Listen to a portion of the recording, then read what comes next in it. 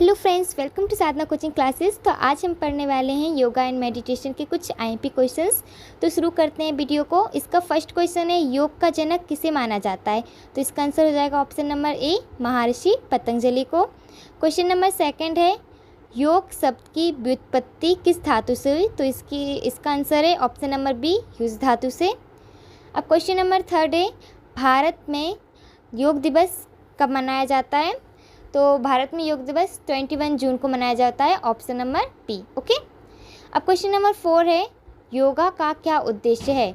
तो योग का उद्देश्य क्या होता है? तन का विकास, मन का विकास, हृदय का विकास। तो ये तो सबके विकास के लिए होता है, मतलब जीवन का समग्र विकास, ऑप्शन नंबर डी। ओके। अब क्वेश्चन नंबर 5 देखेंगे, मन में अंगों को कितने वर्गों में बांटा गया है? जो हमारा मन है उसमें अंगों को कितने वर्गों में बांटा गया है? तो इसका आंसर हो जाएगा ऑप्शन नंबर सी, 3। ठीक है। अब क्वेश्चन नंबर 6 देखेंगे, योग विद्या में प्रथम योगी किसे माना जाता है? तो इसका आंसर हो जाएगा ऑप्शन नंबर सी, महादेव। अगर इसकी जगह शिव जी आते हैं तो आप वो भी टिक कर सकते हैं। ओके, वो भी आपका राइट आंसर होगा। अब क्वेश्चन नंबर 7 देखते हैं, यम कितने प्रकार के होते हैं? तो यम जो हैं वो 5 प्रकार के होते हैं। तो इसका आंसर हो जाएगा ऑप्शन नंबर डी। ठीक है। अब क्वेश्चन नंबर 8 है, योग सूत्र पुस्तक किसकी रचना है? तो ये जो पुस्तक है वो रचना है महर्षि पतंजलि की। ठीक है, ऑप्शन नंबर ए। अब क्वेश्चन नंबर 9 देखेंगे, वेदांग की संख्या कितनी है? तो वेदांग की संख्या 6 होती है। तो इसका आंसर हो जाएगा ऑप्शन नंबर सी। अब हमारा क्वेश्चन नंबर 10 है, महर्षि दयानंद का किस योग पर विशेष बल था? तो इनका था ऑप्शन नंबर, इसका जाएगा ऑप्शन नंबर ऑप्शन नंबर 2 आएगा प्राणायाम। ठीक है, इसका आंसर हो जाएगा प्राणायाम। उनका प्राणायाम पर अधिक बल था। ओके। अब क्वेश्चन नंबर 11 देखेंगे, योग नगरी के नाम से किसे जाना जाता है? तो योग नगरी के नाम से ऋषिकेश को जाना जाता है, ऑप्शन नंबर बी आपका सही हो जाएगा। ठीक है। अब क्वेश्चन नंबर 12 देखेंगे, जीवन जीने की कला है किसकी पंक्ति है? ये जो लाइन है वो किसने बोली है? तो इसका आंसर हो जाएगा ऑप्शन नंबर ए, आचार्य राम शर्मा। ठीक है, ये जो लाइन है आचार्य राम शर्मा ने बोली है। ओके। तो क्वेश्चन नंबर 13 देखते हैं, योग का आध्यात्मिक महत्व क्या है? योग का आध्यात्मिक महत्व है मोक्ष की प्राप्ति। ठीक है, ऑप्शन नंबर डी इसका सही आंसर हो जाएगा। अब हम आगे बढ़ते हैं। अब है क्वेश्चन नंबर 14, सांख्य दर्शन के जनक कौन है? जो सांख्य दर्शन है उसके जनक कौन है? तो इसका आंसर हो जाएगा ऑप्शन नंबर बी, कपिल। इसकी जगह अगर आपको ऋषि कपिल आता है तो आप वो भी सही कर सकते हैं। ठीक है। अब क्वेश्चन नंबर 15 देखें। क्वेश्चन नंबर 15 है, हठयोग के जनक किसे माना जाता है? तो हठयोग के जनक गोरखनाथ को, ऑप्शन नंबर ए आपका सही हो जाएगा। अब क्वेश्चन नंबर 16 देखेंगे, योग कितने प्रकार के होते हैं? तो योग 8 प्रकार के होते हैं। क्वेश्चन नंबर 17 देखेंगे, प्राणायाम में क्या किया जाता है? तो प्राणायाम में हम क्या करते हैं? अपनी सांस जो है उसको रोक कर रखते हैं। तो इसका आंसर ए हो जाएगा, सांस को रोका जाता है। ठीक है। अब क्वेश्चन नंबर 18 देखेंगे, कुंभक प्राणायाम के क्या फ़ायदे हैं? तो इसका आंसर हो जाएगा ऑप्शन नंबर ए, हृदय मजबूत होता है इससे। ठीक है। अब क्वेश्चन नंबर 19 है, रेचक का क्या अर्थ होता है? तो रेचक एक प्रकार की औषधि होती है जो कब्ज को दूर करती है और आपके ब्लड प्रेशर को भी नॉर्मल रखती है। ठीक है, इसका आंसर हो जाएगा ए, कब्ज को दूर करती है। ठीक है। अब क्वेश्चन नंबर 20 देखेंगे, बंधों एवं मुद्राओं का अभ्यास किस लिए किया जाता है? तो इसका अभ्यास किया जाता है मन को एकाग्र करने के लिए। इसका आंसर हो जाएगा ऑप्शन नंबर ए। ठीक है। अब क्वेश्चन नंबर 21 देखेंगे, भरतनाट्यम में मुद्राओं की संख्या कितनी होती है? तो भरतनाट्यम में मुद्राओं की संख्या होती है 28। तो इसका आंसर हो जाएगा ऑप्शन नंबर बी। अब क्वेश्चन नंबर 22 देखेंगे, अनुलोम प्रतिलोम प्राणायाम किस पर आधारित होता है? तो ये श्वास पर आधारित होता है, मतलब इसमें पूरा काम किसका होता है? श्वास का। ठीक है। अब क्वेश्चन नंबर 23 देखेंगे, कपालभाति करने से कौन सा रोग ठीक होता है? तो इसको करने से माइग्रेन जो होता है रोग वो ठीक हो जाता है। ठीक है। अब क्वेश्चन नंबर 24 देखेंगे। 24 है, स्वामी विवेकानंद ने शिक्षा का महत्वपूर्ण उद्देश्य किसे माना है? तो इसका आंसर हो जाएगा ऑप्शन नंबर ए, देश निर्माण। इसमें थोड़ी सी कन्फ्यूज़न है तो आप इसे एक बार अच्छे से चेक कर लेना। ठीक है।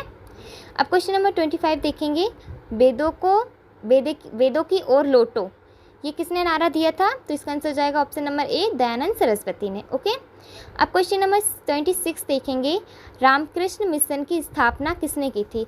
तो रामकृष्ण मिशन की स्थापना स्वामी विवेकानंद ने की थी। तो इसका आंसर हो जाएगा ऑप्शन नंबर बी। ठीक है, अब क्वेश्चन नंबर 27 देखेंगे, किस वेद में ओम का उल्लेख मिलता है? तो ऋग्वेद में मिलता है। ऑप्शन नंबर डी आपका सही आंसर हो जाएगा। ठीक है, अब क्वेश्चन नंबर 28 देखेंगे, गौतम बुद्ध ने किस मुद्रा में बैठकर साधना की? तो इन्होंने की थी, आप इसको एक बार अच्छे से चेक कर लेना, ये भी मुझे आंसर मिला नहीं है। ठीक है, अब क्वेश्चन नंबर 29 देखते हैं, ध्यान की शुरुआत किसने की थी? तो ये की थी पतंजलि ने। ऑप्शन नंबर बी आपका सही आंसर हो जाएगा। क्वेश्चन नंबर 30 देखेंगे, सूर्य नमस्कार किसके जन्मदिन किया जाता है? तो Swami Vivekananda. Option number D. अब क्वेश्चन नंबर 31 देखेंगे, नारी कितने प्रकार की होती है? तो इसका आंसर हो जाएगा 3। Option number D. Question number 32 है, प्रवर्ण मंत्र कौन सा है? तो इसका आंसर हो जाएगा ओम। ठीक है, अब क्वेश्चन नंबर 33 देखेंगे, ओम किसका प्रतीक होता है? तो ओम ब्रह्मा का प्रतीक होता है। ठीक है, अब क्वेश्चन नंबर 34 देखेंगे, हम मंत्रों का जाप क्यों करते हैं? तो हम मंत्रों का जाप क्यों करते हैं? अपने मन को एकाग्रित करने के लिए। तो इसका आंसर हो जाएगा option number A. Question number 35 देखेंगे, मंगल चरण का क्या अर्थ है? मंगल चरण का अर्थ होता है, ये एक मांगलिक मंत्र है। ठीक है, तो इसका आंसर हो जाएगा ऑप्शन नंबर डी। अब क्वेश्चन नंबर 36 देखेंगे, मंगल चरण कितने प्रकार के होते हैं? तो मंगल चरण जो होते हैं वो 4 प्रकार के होते हैं। तो इसका आंसर हो जाएगा ऑप्शन नंबर ए। अब क्वेश्चन नंबर 37 देखेंगे, अंतर मौन ध्यान का क्या महत्व है? जो अंतर मौन मतलब कि हम मन में मौन रखते हैं, तो वही है कि हमारे मन को सुख या फिर शांति मिलती है। ठीक है, अब क्वेश्चन नंबर है 38, ध्यान क्यों जरूरी है? तो ध्यान नियंत्रण प्राप्ति, हमारे माइंड पर कंट्रोल हो सके, इसके लिए हमको ध्यान करना चाहिए। Option number D. ओके, अब क्वेश्चन नंबर 39 देखेंगे, ध्यान की शुरुआत कब हुई? तो ध्यान की शुरुआत हुई थी वैदिक काल में। Option number A. Question number 40 देखेंगे, श्वास ध्यान से क्या किया जाता है? तो श्वास ध्यान से श्वास पर केंद्रित किया जाता है। तो इसका आंसर हो जाएगा ऑप्शन नंबर ए।